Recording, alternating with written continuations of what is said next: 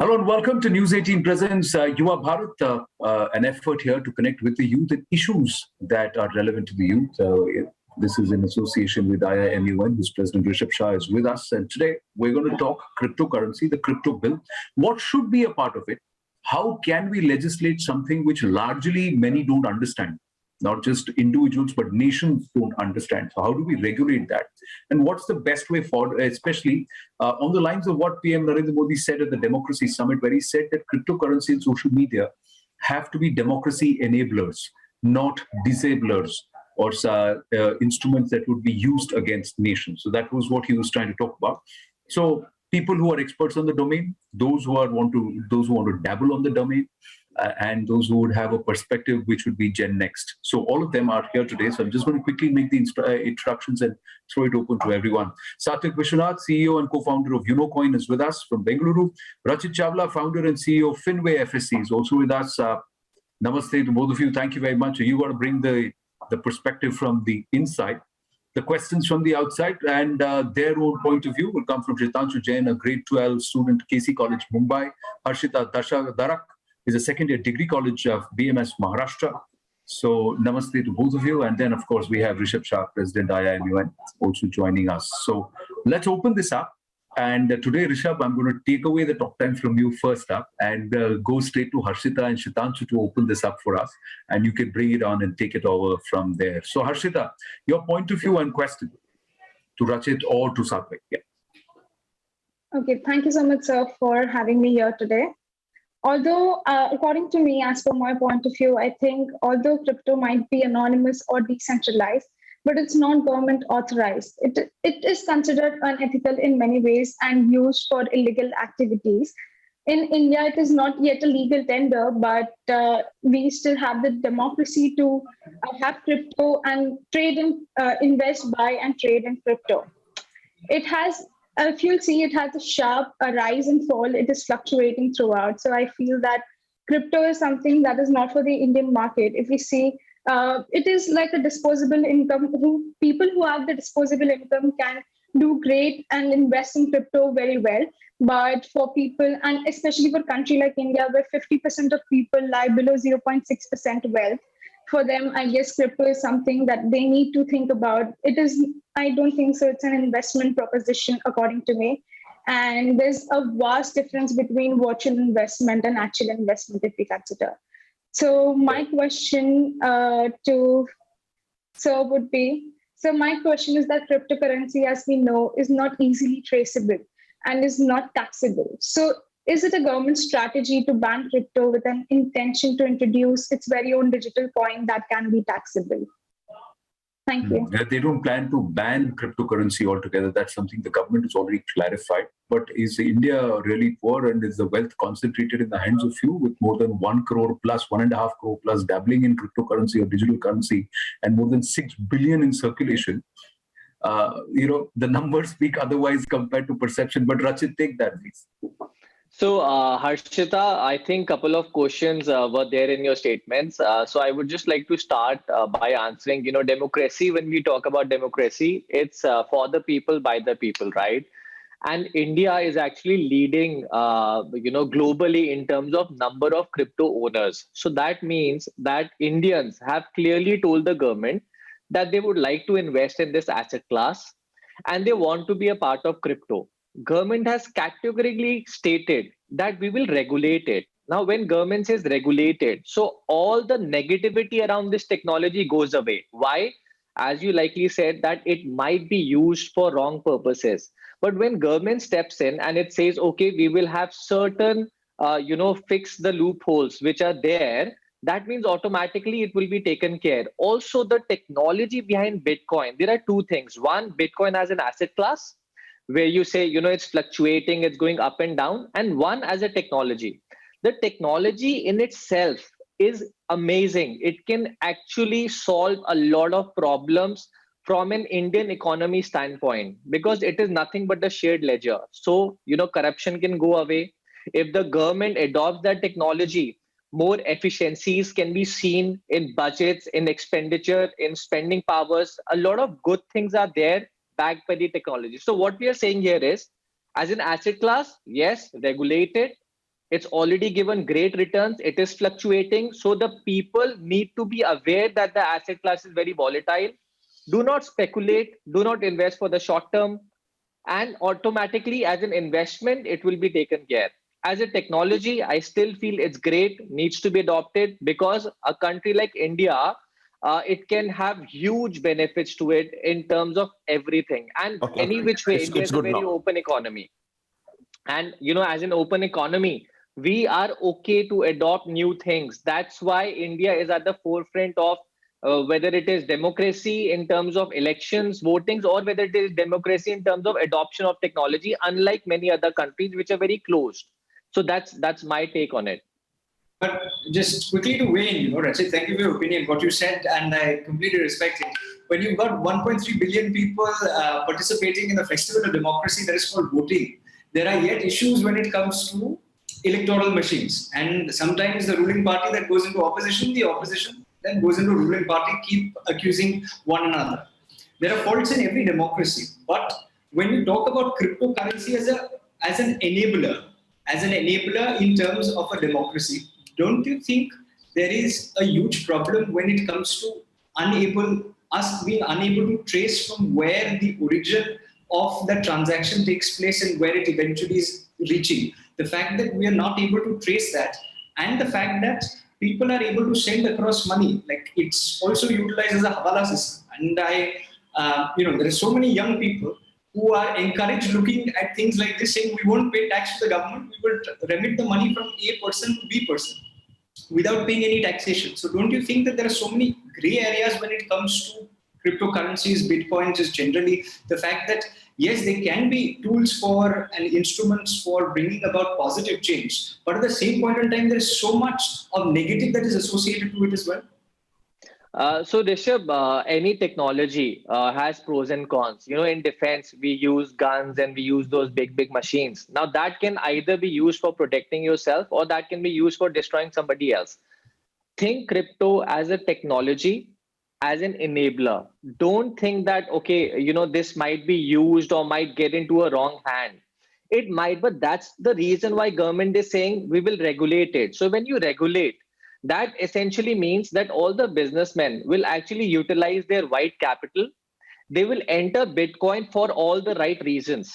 So if they have to make the transfer real time, I think Bitcoin can be an amazing enabler.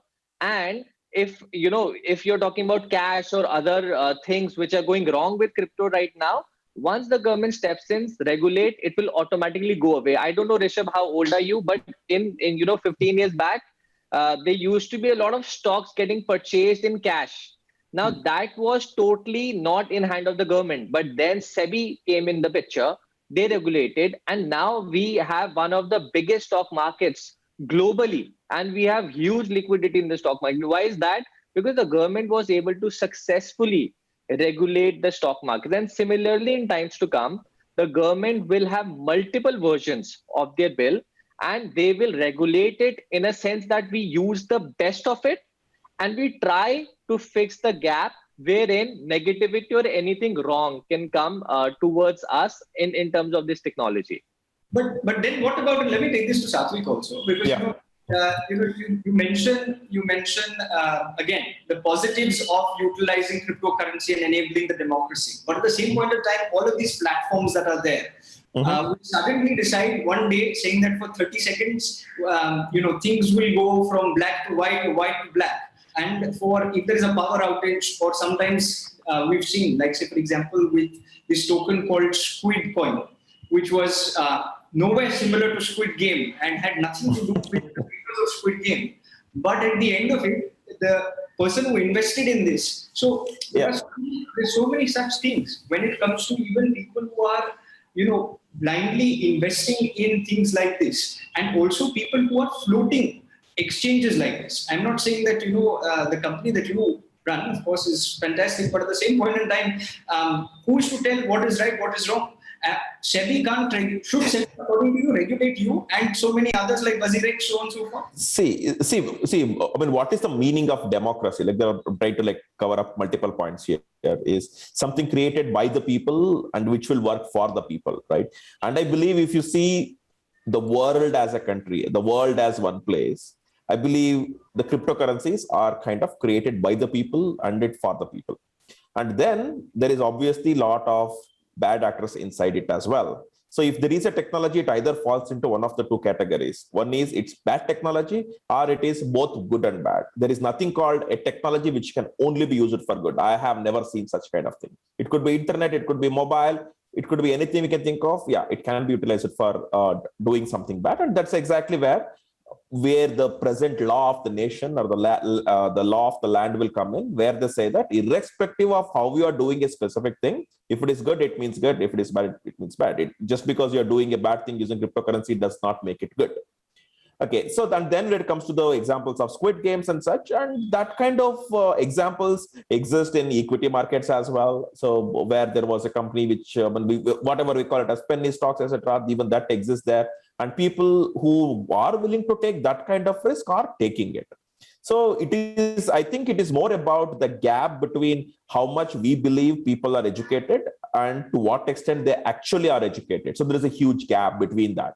And as that gets covered, because everyone will continue to stay the informed decisions going forward, these kinds of issues should appear less and less is how I see this. However, at one point of time when internet was invented, people were afraid, or the governments were afraid, regulators were afraid. What do you mean by anyone can say anything on their blogging website? That was the biggest concern for them. And what does mean anyone can send message to anyone without going through any kind of regulated channel?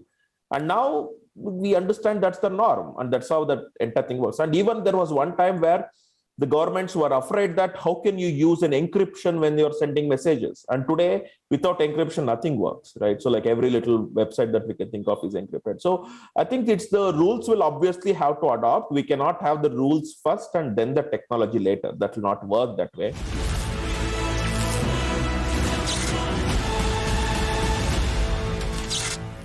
And it's been nearly a decade, if not more, that cryptocurrency in some form or the other and digital currency has been around. And now nations are still waking up to it. So a lot of water has passed under the bridge. But Shitanshu, come in. Your perspective, your question. I'd like to thank CNN News and IIMUN for this opportunity and platform. And coming to my opinion, I feel cryptocurrency is a democracy enabler, as for the concept of mining. Like Bitcoin miners, along with just mining, they also confirm and validate transactions on the blockchain, as cryptocurrency is decentralized. And although it's not widely utilized currently, but miners have the ability to reject and accept certain transactions. But at a level of individual miners, this someone might agree to pass the transaction, but someone might disagree. But if you look at it in a perspective that if more than half the miners reject a certain transaction, it's just similar to what exactly democracy is. The people decide to whether the law should be passed or not. Similarly, this is exactly not a perfect analogy for democracy, but it has the fundamental foundation, and they are working for it. And also, my question would be: as internet is for the developing of economy, internet has been such an important aspect in the recent years. So also cryptocurrency just being a byproduct of the internet, would banning it not be a step back, where in other countries like El Salvador, they're literally legalizing it is portraying as a legal tender and promoting cryptocurrency in various countries? There's no question of ban. So it's an aspect of regulation, and it's an aspect of, and the government is clear that it's not going to ban. But let me take this forward and say, if certain nations can peg cryptocurrency against petroleum or some of their resources and then try and make it legal tender, Satvik, is it possible in India? Or are we looking at CBDC? That's a central bank digital currency, whereas the rest will then get deregulated or will not be allowed or will not be legal tender. Then what happens to this 6 billion which is already floating around? So there are questions. Satvik and then Rachit. Yeah. So I think in India, we comparatively have a stable economy. And if you see the complete world of 210 and odd countries, right? So there are a lot of countries where the economy is quite screwed up because of inflation or because of mismanagement already. And when that happens, a lot of them have said that, okay, we will adopt dollar itself as the legal tender in the country. Like, for example, like Venezuela, we have closest place. So where the dollar works like any other currency, like a local currency there. And now they're also seeing that instead of having dollar, which is specifically controlled by a country. They want it much more democratic in nature, much more widespread in nature, much more like worldwide in nature. So they have chosen the Bitcoin also as one of the legal tenders. Okay. So that I don't think that happening anytime in India, because we should be very happy that when it comes to the stability of the economy and even how fast we can do the transactions, right? So we have UPI to NEFT, RTGS, like multiple ways of doing transactions, and a lot of them are instantaneous. So Anand, this technology, as Satvik said, it's globally recognized. Of course, nothing. If tomorrow even India generates their own Indian coin, it's unlikely that we can use it for cross-border transactions. Now, what we are saying is that it's connected with dark web. It's not we can't regulate it possibly. But end of the day, even internet is global, right? Anybody can do anything on the internet, but still we have our checks and balances in place. We have SSL certificates. We ensure that no hackers hack our website. This technology is very new. Government has stepped up to regulate it. With times to come, there will be a lot of pieces, a lot of debates, a lot of technology exploration, and there will be solutions to everything. I really liked when Satvik said it cannot be first regulation and then technology, because technologies are disruptive in nature. They come and they capture everybody because they are solving a problem. Bitcoin is solving a problem for sure, because it's making entire global currency as one. We are not talking about the small NEFTs or the small currencies. We're only talking about here macro, about, I want to clarify it. We're talking about Bitcoin and Ethereum. We are not going to the small squid currencies, which is just being used for speculations. Now, when the government steps up, there will be challenges, but I am very certain that all the challenges and the gaps will be filled as and when the government deep drill into it, and then solution will be there. And it's a hit and trial method. There is no solution as of now, but when the technology gets adopted within India, the use is increased, it will automatically get streamlined in time to come. Internet was 2 decades ago. Still, there are a lot of things which we are figuring out. So Bitcoin is fairly very new. We have to give time to technology. We need to adapt it, and we need to, fill wherever the gaps exist. Can we have a system without any regulation? That's a big question. Shitanshu, your thoughts, and then Rishabh, the final comment. I feel that even education about cryptocurrency among the youth is really important, because currently, if you look at a lot of young people have a wrong aspect and look towards cryptocurrency as a long, for example, Dogecoin, they see that it rise in price so quickly, so it's just for them, it's easy money for them.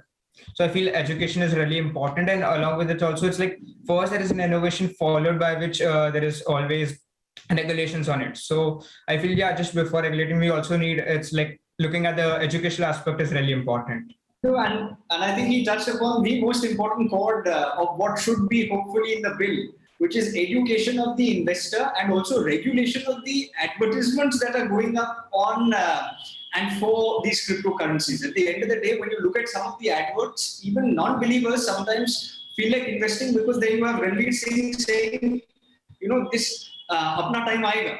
And there is nothing that is mentioned in terms of the risk that is associated with cryptocurrencies. So can it be a democracy enabler? Most definitely.